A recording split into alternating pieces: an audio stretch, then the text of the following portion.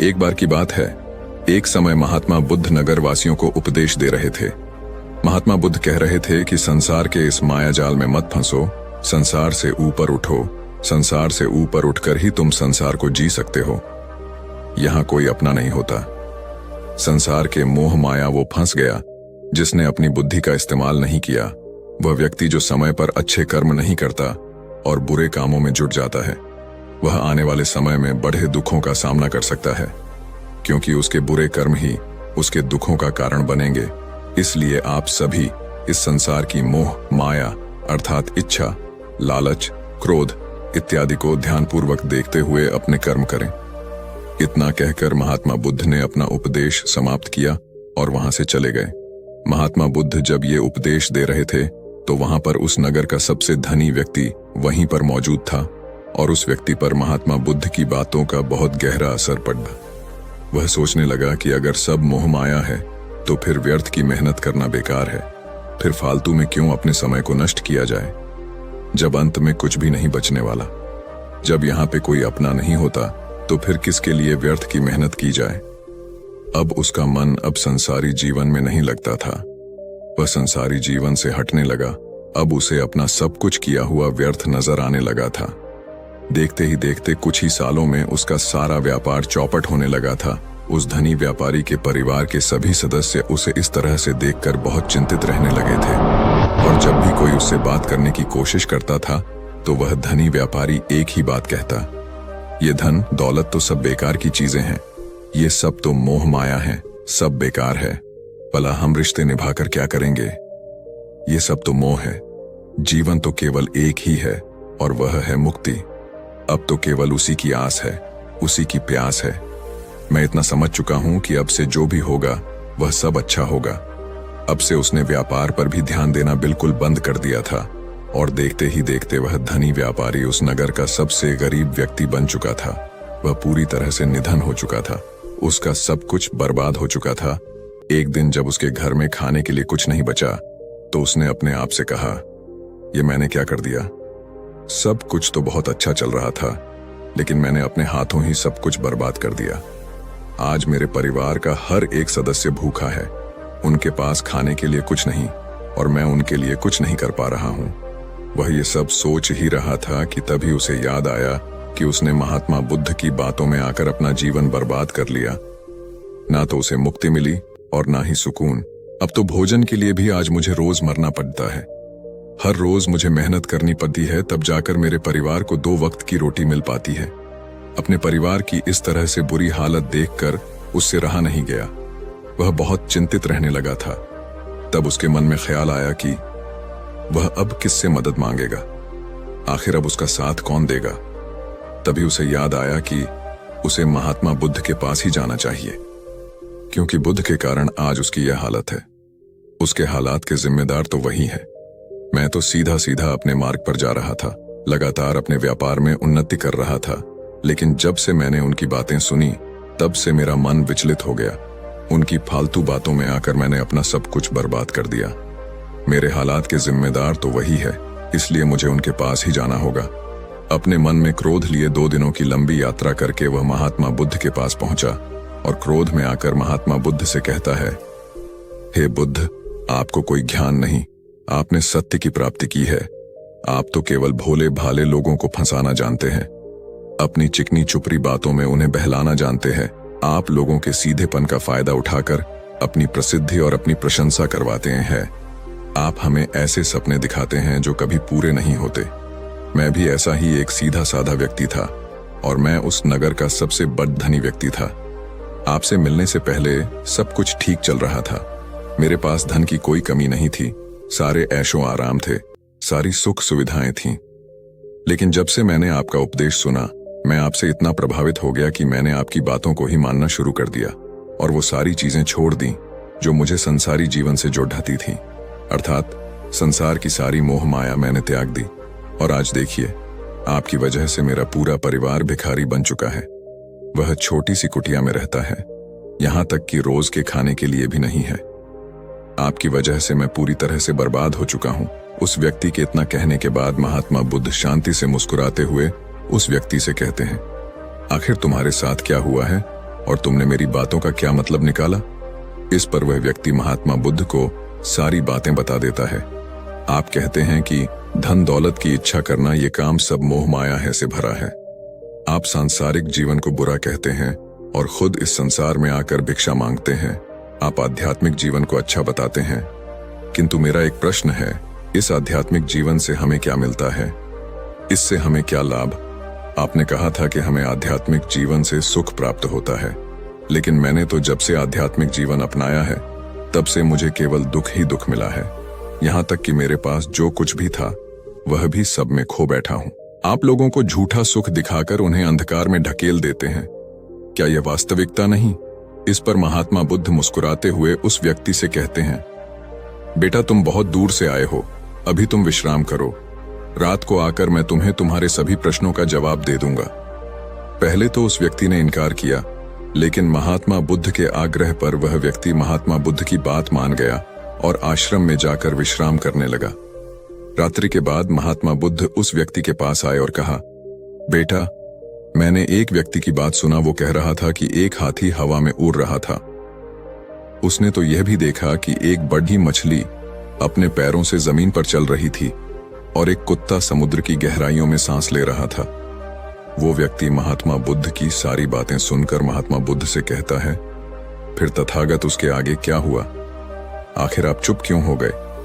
तभी महात्मा बुद्ध उस व्यक्ति को समझाते हुए कहते हैं, बेटा क्या तुम्हें लगता है कि ऐसा वास्तव में हो सकता है?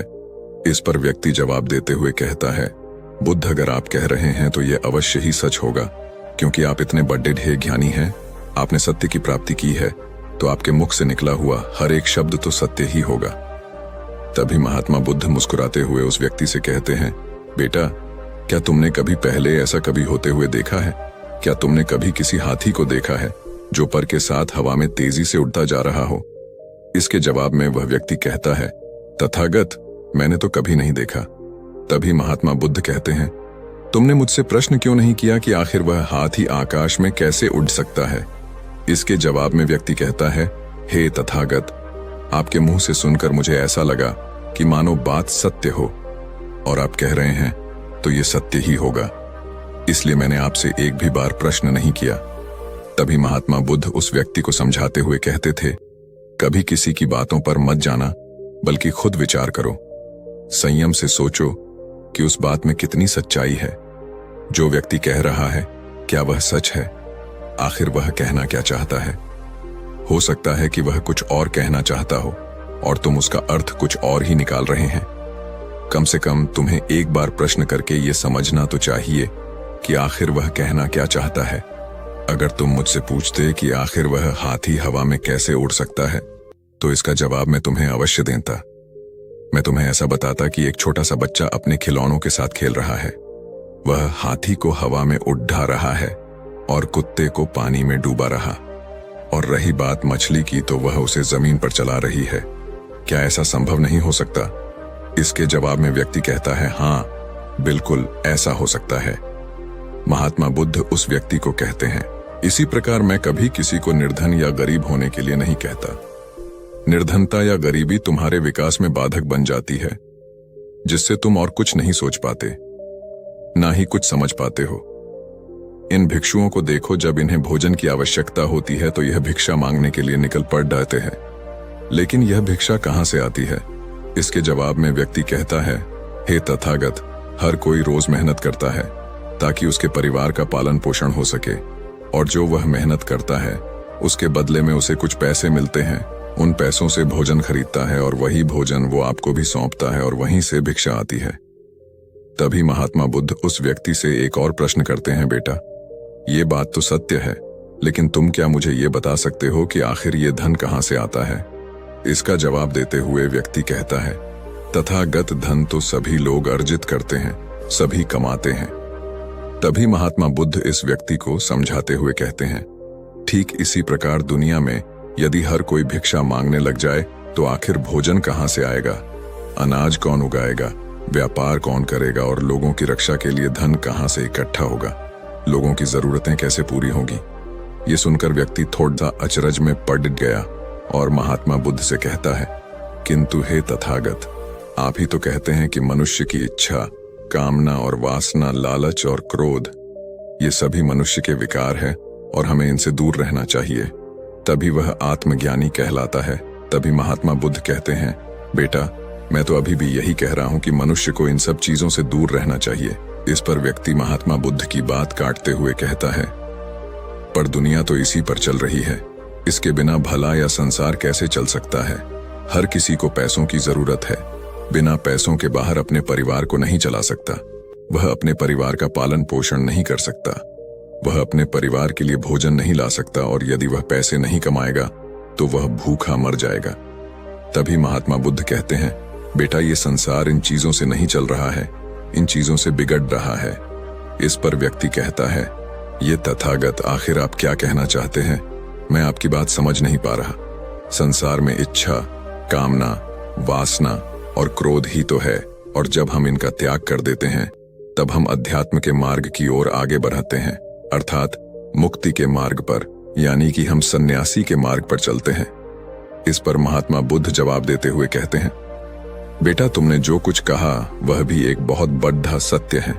इच्छा, कामना, वासना और क्रोध ऐसे ही बुरी भावनाओं को छोड़ देने से हम संसार छोड़कर सन्यासी हो जाते हैं, और इन्हीं सभी चीजों को छोड़कर भी हम संसार में जी सकते हैं, धन कमा सकते हैं, मान, पद, प्रतिष्ठा और सम्मान कमा सकते हैं, क्योंकि हम सब अपना कर्म ही तो कर रहे। एक किसान खेती करता है, पर वह अपनी खेती बिना बुरी भावनाओं के भी कर सकता है। एक व्यापारी व्यापार करता है और इस व्यापार में चीजों को यहाँ से वहां पहुंचना होता है, और वह व्यापारी इन चीजों को बिना बुरी भावना के कर सकता है। ठीक उसी प्रकार एक राजा भी अपनी प्रजा की रक्षा करता है, और वह भी अपने कर्म बिना किसी बुरी भावना के कर सकता है। और एक भिक्षु इन सभी लोगों को सही प्रकार और सही कार्य करने के लिए मार्गदर्शन करते हैं। जो उस भिक्षु का क्रम है, जो उसका कार्य है, और जो व्यक्ति जागृत होकर अपने कर्मों का सही पालन करता है, वास्तविकता में वही सन्यासी हैं, वही भिक्षु है। क्योंकि हम जो भी कर्म कर रहे हैं वह हमारा इस संसार में रहने के लिए, जीवित होने के लिए, जीवन जीने के लिए केवल एक माध्यम मात्र ही है। उसे छोड़कर हम कुछ भी नहीं पा सकते, और हमारे सभी कर्म करते हुए हमारा मुख्य उद्देश्य जागृत होना है, खुद को पहचानना है। एक बार यदि हमारे भीतर ज्ञान का उदय हो गया, तब हम चाहे जो भी करें, वह फिर संसारी हो या सन्यासी, सब एक ही होते हैं। इस पर व्यक्ति महात्मा बुद्ध से कहता है, हे बुद्ध, किंतु मैंने तो देखा है कि आप अपने संघ में उन लोगों को भी शामिल कर लेते हैं जो लोग अपने परिवार को छोड़कर आए, अपने माता पिता को, अपने बीवी बच्चों को छोड़कर आए। क्या आप उनसे कभी ये कहते हैं कि जाकर अपनी जिम्मेदारियां पूरी करो और धन कमाओ, और वहीं पर रहकर तुम आत्मज्ञान प्राप्त करो? उस व्यक्ति के प्रश्न का जवाब देते हुए महात्मा बुद्ध कहते हैं, क्या तुम हाथी को हवा में उड़ा सकते हो?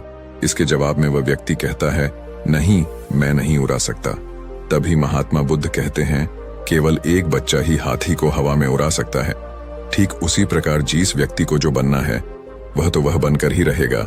जैसे किसी व्यक्ति को व्यापारी बनना है तो वह व्यापारी बनेगा, ठीक इसी प्रकार यदि किसी व्यक्ति को आत्मज्ञान की प्राप्ति करनी है तो उसे सब कुछ तो त्यागना ही होगा। आगे महात्मा बुद्ध उस व्यक्ति से कहते हैं, बेटा क्या तुम सब कुछ छोड़कर आत्मज्ञान के मार्ग पर आगे बढ़ते, या फिर तुम ये सोच रहे थे कि इस रास्ते पर चलकर जीवन आसान हो जाएगा, जो होगा सब अच्छा होगा, सब कुछ अपने आप ही मिलने लगेगा, मुझे तो कुछ करने की आवश्यकता ही नहीं पड़ेगी, सारे दुख दर्द सब कुछ समाप्त हो जाएगा और जीवन में चमत्कार होने लगेगा और अंत में मुक्ति भी मिल जाएगी। महात्मा बुद्ध की यह बात सुनकर उस व्यक्ति को अपनी गलती का एहसास हो गया। वह महात्मा बुद्ध के चरणों में गिर पड़ा और कहने लगा, हे तथागत, आप सत्य कहते हैं। मैंने तो कुछ ऐसा ही सोचा था, क्योंकि मेरा व्यापार सही नहीं चल रहा था, तो मुझे लगा कि सब कुछ छोड़कर सब मिल जाएगा, मुझे कुछ करने की आवश्यकता ही नहीं पड़ेगी और मेरे सारे दुख दर्द हमेशा हमेशा के लिए खत्म हो जाएंगे और मैं आत्मज्ञान भी प्राप्त कर पाऊंगा। तभी महात्मा बुद्ध उस व्यक्ति से कहते हैं, बेटा भिक्षु हो जाना कोई आसान बात नहीं है, इसके लिए सब कुछ त्यागना पड़ता है। एक एक चीज जिसे तुम बहुत प्रेम करते हो, वो सारी चीजें तुमसे एक एक करके दूर हो जाती है। तो क्या तुम भिक्षु बनने के लिए तैयार हो? क्या तुम सब कुछ छोड़कर अध्यात्म के मार्ग में आगे बढ़ना चाहते हो? इसके जवाब में व्यक्ति कहता है, हे तथागत, मुझे मेरी गलती का एहसास हो चुका है। मुझे भिक्षु नहीं बनना, मैं तो व्यापारी ही ठीक हूं। मैं तो अपने संसारी जीवन में ही खुश था, परंतु अब भी मेरे मन में एक प्रश्न शेष बचा है। अगर आपकी आज्ञा हो तो वह प्रश्न भी मैं आपसे पूछना चाहूंगा। तभी महात्मा बुद्ध उसे आज्ञा देते हैं। इस पर व्यक्ति कहता है, तथागत, आप ही तो कहते हैं कि धन नहीं कमाना चाहिए। पद, प्रतिष्ठा, अहंकार हमें दुख की ओर ले जाते हैं, और संसार में यही तो है। और क्या है, यदि हमें संसारी जीवन जीना है तो हमें ये सब तो करना ही पड़ेगा। तभी महात्मा बुद्ध मुस्कुराते हुए उस व्यक्ति से कहते हैं, क्या तुम्हें भूख लगी है? इस पर व्यक्ति कहता है, हाँ तथागत, मुझे बहुत भूख लगी है। तभी महात्मा बुद्ध उस व्यक्ति को भोजन करवाते हैं, और उसे भरपेट भोजन खिलाने के बाद महात्मा बुद्ध उस व्यक्ति से कहते हैं, लो और खाओ, ये सब तुम्हारे लिए ही है। इसके जवाब में वह व्यक्ति कहता है, तथागत, मैं पहले ही बहुत ज्यादा खा चुका हूं, अब मुझसे और नहीं खाया जाएगा। मेरे पेट में अब जरा भी जगह नहीं रह गई है। यदि मैंने और अधिक खाया तो मेरा पेट दर्द करने लग जाएगा, और फिर मुझे तरह तरह की परेशानियां होने लगेंगी। मैं परेशान हो जाऊंगा। तभी महात्मा बुद्ध मुस्कुराते हुए उस व्यक्ति से कहते हैं, बेटा, मैं भी तो तुम्हें यही समझाने का प्रयास कर रहा हूं कि जितनी जरूरत है उतना ही खाओ, क्योंकि हर चीज जब हद से ज्यादा हो जाती है तो वह नुकसान जरूर पहुंचाती है। फिर वह चाहे धन हो, चाहे इच्छा, चाहे लालच, या फिर कामना या वासना, सब कुछ हद से ज्यादा आपको नुकसान ही पहुंचाएगा, और यह सब आपको केवल दुख ही देंगे। इसीलिए इन्हें नियंत्रण में रखना चाहिए। जितने की हमें आवश्यकता है उतना ही हमें चाहिए, और जब आप इसे नियंत्रण में रखते हैं तो यह कभी आपको दुख नहीं दे पाएगा।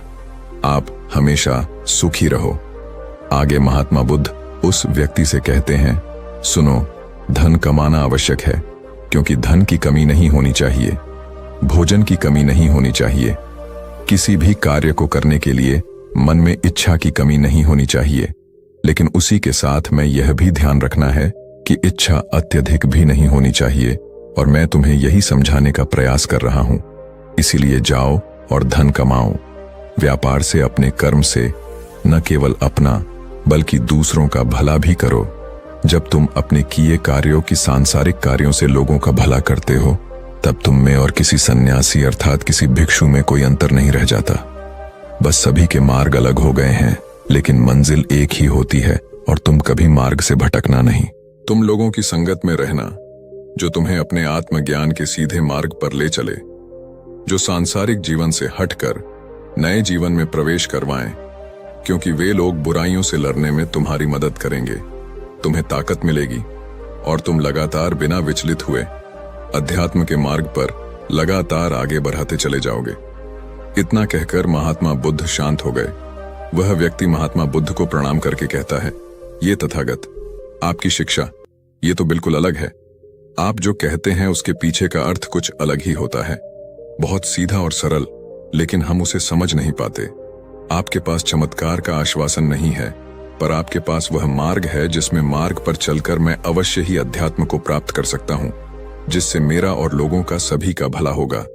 हे तथागत, ये मेरी ही गलती थी कि मैंने आपकी बातों का गलत मतलब निकाला, और एक व्यापारी होकर भी मैंने अपने कर्म को छोड़ दिया और ये सोचने लगा कि अब अपने आप सब कुछ अच्छा ही होगा। लेकिन यह सत्य है कि अपने आप कुछ नहीं होता। जब हम हाथ पैर चलाएंगे, काम करेंगे, कर्म करेंगे, तभी हमें फल मिलेगा। जब हम हाथ पैर मारना छोड़ते हैं तो नदी का बहाव हमें अपने साथ बहाकर ले चला जाता है, और तब हमारे हाथों में कुछ नहीं रह जाता। और यही मेरे साथ भी हुआ है। तथागत, आज से मैं आपको वचन देता हूं कि मैं अपना कर्म पूरी ईमानदारी के साथ करूंगा। आपके दिए हुए मार्ग पर मैं पूरी ईमानदारी से चलूंगा। मैं आपको वचन देता हूं कि मैं एक अच्छा व्यापारी और एक अच्छा इंसान बनकर रहूंगा। मैं आत्मज्ञान के मार्ग पर अपने कर्म करते हुए आगे बढ़ता रहूंगा। इतना कहकर वो व्यक्ति महात्मा बुद्ध को प्रणाम करके वहां से लौट गया। बाकी अगर ये कहानी आपको अच्छी लगी हो तो इस वीडियो को लाइक